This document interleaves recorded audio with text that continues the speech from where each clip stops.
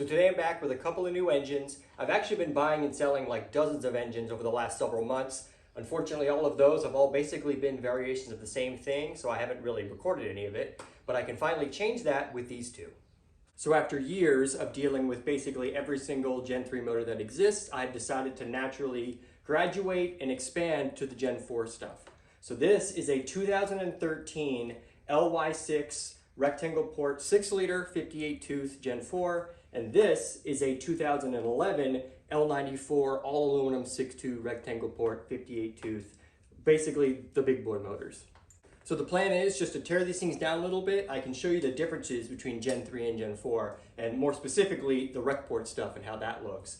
And then clean them up a little bit, and then I can throw them on my run stand and fire them up. So I'll go ahead and start with my 6.2 liter first. Like I said, this is a 2011 L94 Cadillac Escalade engine. Basically all of the 6.2s in Gen 4, which they're only Gen 4s, they're all basically the exact same, all in LS3. They have the same block, same heads. However, the truck versions have a truck intake manifold and a truck oil pan. Now, as far as the three different names for the truck engines, you have the L92, which is 07 and 08. Those don't have active fuel management. Then the L94 and the L9H after 2009. And the only difference between those are the injectors, which I'll get to in a little bit.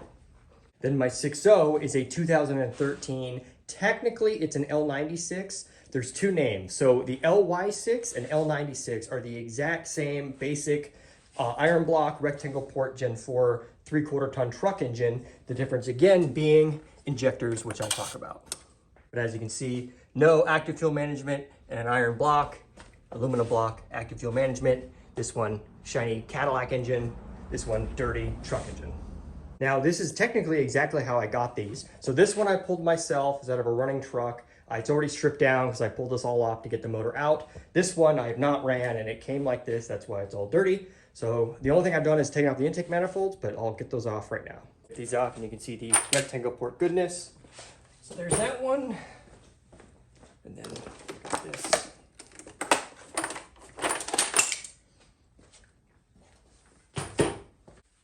Now, part of the reason why I've never done anything with Gen 4 rectangle port stuff is my run stand has a designated carbureted intake manifold, and that is just a cathedral port intake manifold. I haven't felt like just buying another one just for a test. So what I did do is I finally went out and got these. So these are the ICT billet adapter brackets. Most of the time they're actually reversed. What these came out for initially was guys with old cathedral port engines, and they would get like a used LSA blower. So you would have cathedral port on the engine side and then rectangle port for the LSA blower. Then you have an LSA blower. Granted, it would be better just to have the heads too, but if you couldn't find the heads. These are opposite. So basically no one has ever bought these because intake manifolds are easy to change. So these are rectangle port for the engine side, and then cathedral port for the manifold. So just like that with my gaskets and stuff. And yeah, there's basically no real performance. Like you would never run this ever. You would just get a rectangle port intake manifold, but it'll work for the test. And now I can test these engines as many times as I find them. Now on the 6-liter, I want to pull some of the front dress off so you can get a better shot. Interestingly enough, so it's got your same basic, truck water pump, obviously, and the power steering and alternator bracket. However, this pump actually looks totally different. I believe this is called the Type 2. This is such a new engine, I've never really dealt with it. And then I have a 2012 Silverado that doesn't have the style of pump. So I'm gonna get this off, clean it up. If this is the pump I think it is, I have some interesting ideas for it, but those are boring. I'll get into that later.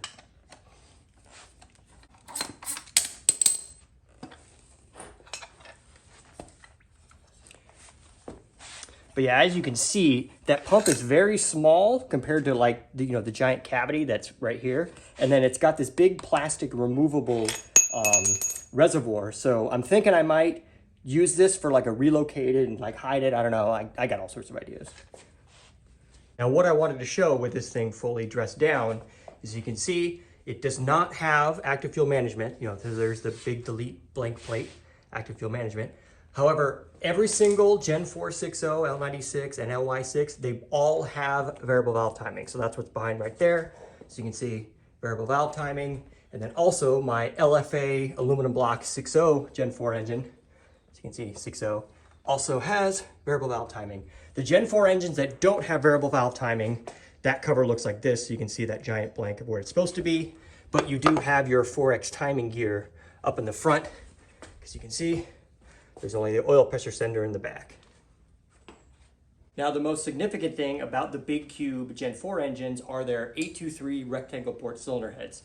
So here I've got my favorite head, a 243. This has got, the long, skinny old cathedrals. This is a 210cc runner. They flow about 250 CFM stock, 64.5 cc chamber. Let's see, the 5.3 head is a 200 runner. The 5.7 head is a 200 runner. The 317 6.0 head, that's a 210, kind of like this. They make good power, they flow good. 250, all the other heads are like 230. These are 260 cc runners.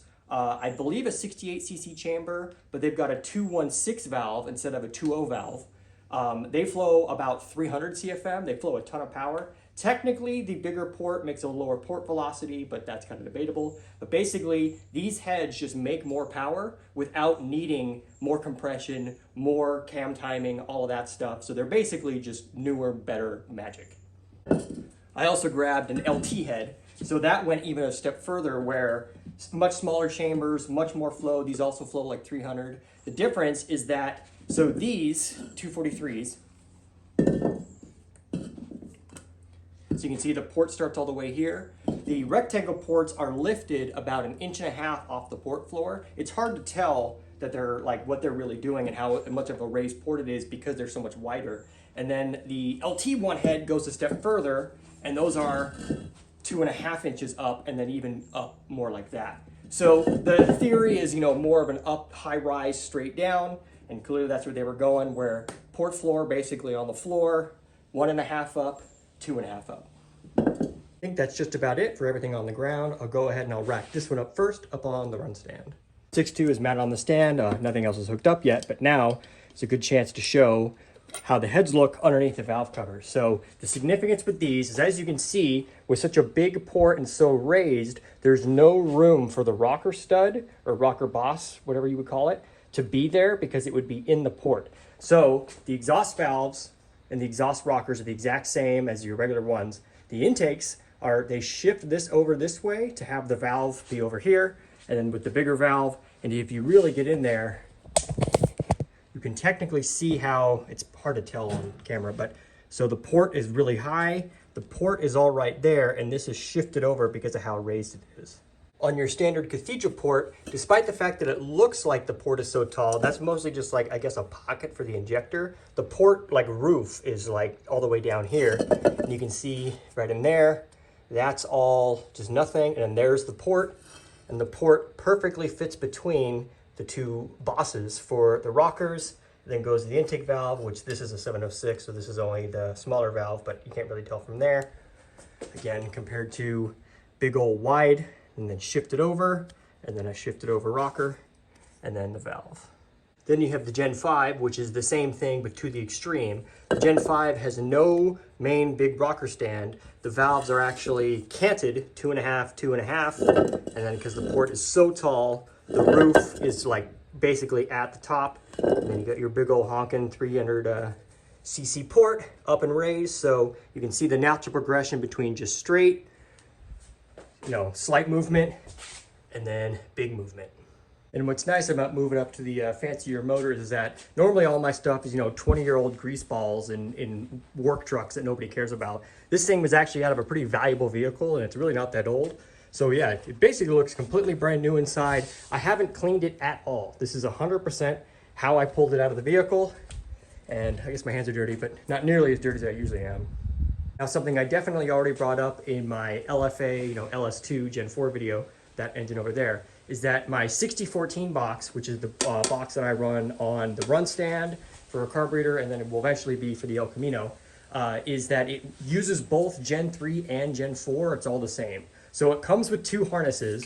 One of them has a short run for the cam sensor, which that's not a cam sensor, goes to the front, and then the box can tell the difference between a 24X and the 58X, and then the 1X cam, 4X cam. So you just buy the one box once, and then it comes with both harnesses, and then you plug it in whatever you want, and then if you upgrade to a Gen 4 later, it's just swap harnesses and just don't change anything. Now it's time for the manifold. You can see I got my big old rectangle ports, so my little baby cathedrals. So I think I'm gonna set these there. I'm gonna see how challenging it is to take this on and off. I think it's designed to kind of be installed once and then never looked at again, but we'll find out.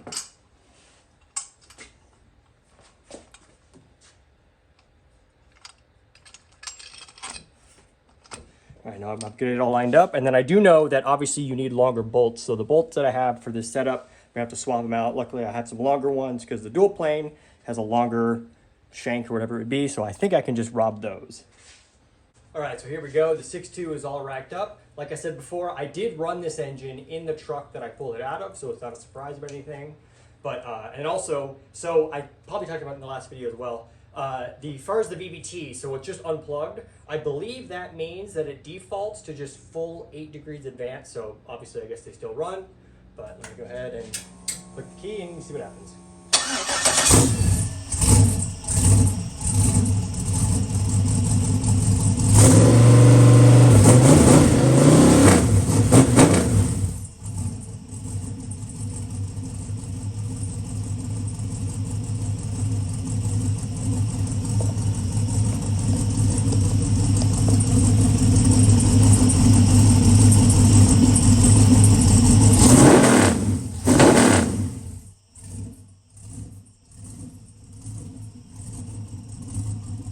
Yeah, I put the fancier mufflers on so we can actually hear it.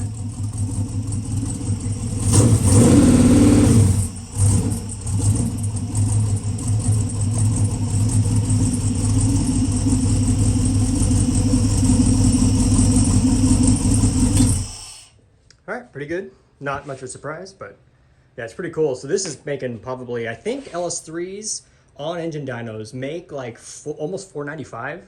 So it's pretty cool that this thing is such a powerful engine because those magic rec port heads and sounding as smooth and mellow as it is.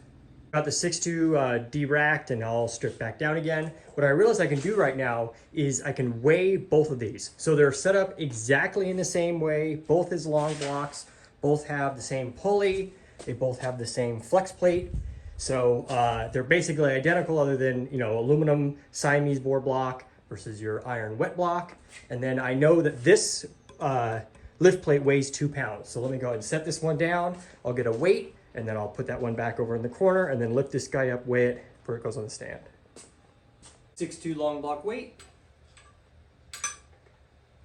That's on.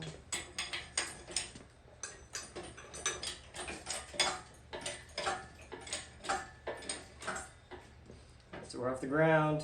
So we got right about like 339. So that's like 337 without the lift plate.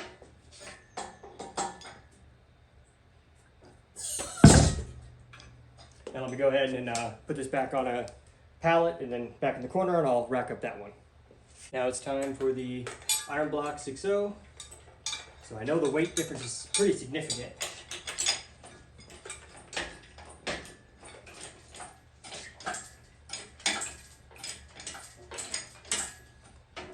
So we're at like 457. So that's what, 118? That's actually way more than I thought. Apparently, I've measured it before with other engines. It's usually about 100. So maybe something about the Gen 4 block is even heavier, but I don't see anything else bolted to it. But yeah, usually the bare aluminum blocks are about exactly 100 pounds. And then that's without main caps. And then the iron blocks are about 200 pounds. Obviously, I don't have a bare 6.0 iron block to weigh. But yeah, so about 118 pounds difference for Gen 4 to Gen 4. So is it worth, you know, an extra $2,000-$3,000? Who knows? So now this thing's all bolted up. I still have to do all of everything on top, but I figure I might as well look inside. First time I've seen inside this thing. So yeah, it's nice seeing engines that are only about a decade old compared to 2 decades old. This side's always extra dirty because that's what the PCV is, but very clean, nice and gold as far as the, like what the metal looks like inside. And this side's nice and clean. You got your big old offset rockers, but yeah, it looks pretty good. So the 6.0 is all racked up and ready to go. So this engine I never ran. I got it like this. I'm not the one that pulled it. Apparently it was sitting out because like the transmission blew up. You know, I hear all these whatever stories and I kind of don't really believe or care. So I never ran this engine, and also for both this one and that one, so they're so much newer. The spark plugs are the same plugs that they came with, and the oil. What I usually do is I drain the oil out, put in my run stand oil, put on my run stand spark plugs, but these I just left what was in there. So let's see what happens. Hopefully it runs.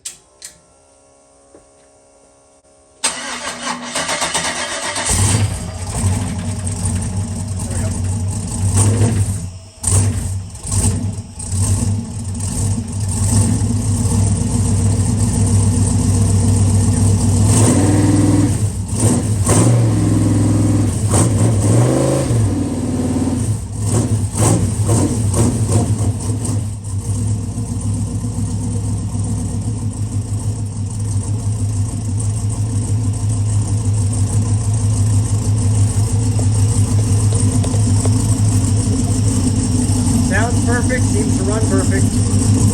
Sounds exactly like every other engine on here, but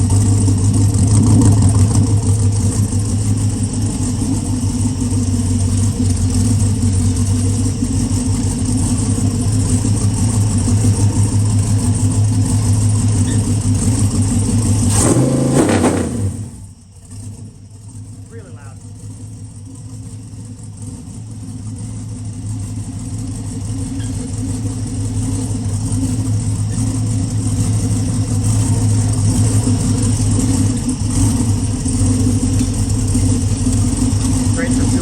I always forget to do that.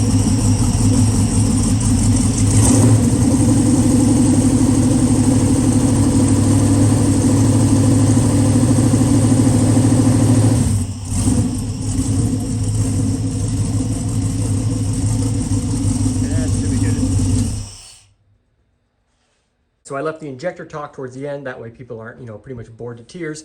But anyway, so GM, what they do for their flex capable vehicles is the engines are the exact same. They have a different RPO code because they have a different tune and they have wildly bigger injectors. So the main injectors that I find are these are the 36 pound, every single 5.3 ED5 from 02 all the way to 2013, which is what's in this. Comes with the 36 pounders, which are 1258 0426. I'm a huge fan of these. Theoretically, 500 horsepower NA, but the really big injectors come on both of these two engines. So the ED5 capable 6.0 comes with, what's that number? 1261 3412. These are 50 pound. And then the ethanol 6.2 comes with 12609749, and these are 54s. These are the biggest that GM ever made. I believe the LSA supercharged also has this size, although it's a different spray pattern for the blower or whatever else. But anyway, so my plan is these are going to go in the Firebird with whatever it gets, because I'm going to be converting everything to ethanol, and I've got lots of videos on that going on. And then these I think are going to go in that truck, and then the 36s are going to go into another vehicle, and then I believe that engine, my aluminum LS2, is probably going to go in that truck. I don't know. I have a lot of ideas, and I don't want to say them out loud just in case I don't do them. But yeah, so if it has a flex, if it has a yellow gas cap, that means it has injectors that you definitely want. A little more injector talk. In my fast manifold, which I'm hopefully going to be installing on something soon, I've got these. These are another injector that people like to get. These are stock LS3. These are 42 pound. So the LS3 6.2 in the cars, in the Corvette, Camaro, I think the G8, they came with all these 42s, whereas the gasoline, and there is no ED5 car, the gasoline truck 6.0 and 6.2 came with the regular 30s that the 5.3 and 4.8 had, and then the ethanol boys got bigger ones. So these are cool because they're everywhere and you can find them. The problem is that they're kind of expensive because they say the name LS3. However, I do always recommend getting stock GM injectors that are just bigger from other applications because the data is really good and the price is really good. You can go eBay Chinese and then risk it and then have crappy data, or you can go super fancy aftermarket for about $100 injector for a really good injector and a lot of data and good data, but it's $100 an injector. So if anybody's looking for obviously engines and injectors, I'm going to start stocking basically multiples of every size, and then I can spec out exactly what size I think you need for both gasoline and ethanol. And I'm going to start also stocking ethanol fuel composition sensors and then ways to modify your tune depending on what it is for ethanol. I think that just about wraps it up. So I got 2 new motors in. They're both really nice. They're both really new motors and they both seemingly run perfect. This one is definitely for sale. I don't need an iron 6.0, a Gen 4. I don't want an iron 6.0. I like my aluminum engines. This one I did buy with the intention of selling it. However, it's kind of way too nice, so I might keep it. I might put it in, the car sitting over there. Maybe not. If somebody really needs one, let me know. I'll either sell this one or I'll source another one, or we can talk. I also have got even more engines for sale. I can grab the camera. I can show what else I got. LY6 for sale. L94, LS3, LE9 thing for sale, maybe, if the right price. That one's not for sale. That's the El Camino's new engine that is painted blue now and still hasn't been installed.